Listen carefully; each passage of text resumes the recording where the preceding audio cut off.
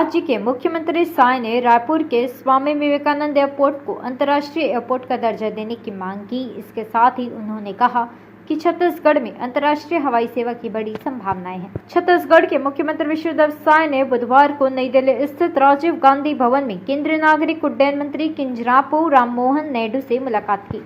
बैठक में राज्य की हवाई कनेक्टिविटी को मजबूत करने और क्षेत्रीय हवाई अड्डों के विकास को लेकर चर्चा की गई। केंद्रीय मंत्री ने रायपुर के स्वामी विवेकानंद एयरपोर्ट से जल्द ही अंतर्राष्ट्रीय हवाई सेवा शुरू करने पर अपनी सहमति जताई है।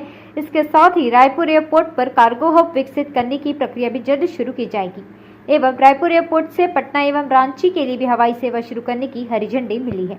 राज्य के मुख्यमंत्री साय ने रायपुर के स्वामी विवेकानंद एयरपोर्ट को अंतर्राष्ट्रीय एयरपोर्ट का दर्जा देने की मांग की। इसके साथ ही उन्होंने कहा कि छत्तीसगढ़ में अंतर्राष्ट्रीय हवाई सेवा की बड़ी संभावनाएं हैं। इस कदम से राज्य के आर्थिक विकास को प्रोत्साहन मिलेगा और वैश्विक स्तर पर कनेक्टिविटी बढ़ेगी।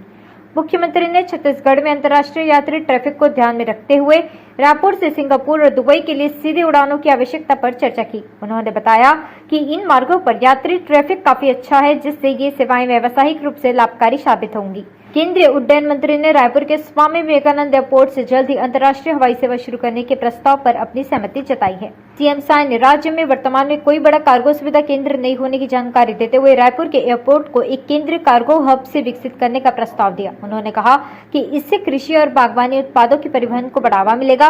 केंद्रीय मंत्री ने इस प्रस्ताव पर जल्द कार्रवाई का आश्वासन दिया है। बैठक में बिलासपुर एयरपोर्ट के लिए 3C IFR कैटेगरी में अपग्रेडेशन का प्रस्ताव भी रखा है। मुख्यमंत्री साय ने इसके लिए रेडियो नेविगेशन सिस्टम DVOR की इंस्टॉलेशन प्रक्रिया को जल्द से जल्द पूरा करने की अनुरोध किया है। केंद्रीय मंत्री ने बिलासपुर एयरपोर्ट पर विमानों की नाइट लैंडिंग में आ रही दिक्कतों को देखते हुए इसे तुरंत शुरू करने के निर्देश अधिकारियों को दिए हैं। मुख्यमंत्री ने अंबिकापुर एयरपोर्ट को रायपुर, वाराणसी, प्रयागराज और अयोध्या जैसे प्रमुख शहरों से जोड़ने के लिए नई उड़ानों की शुरुआत की भी मांग की।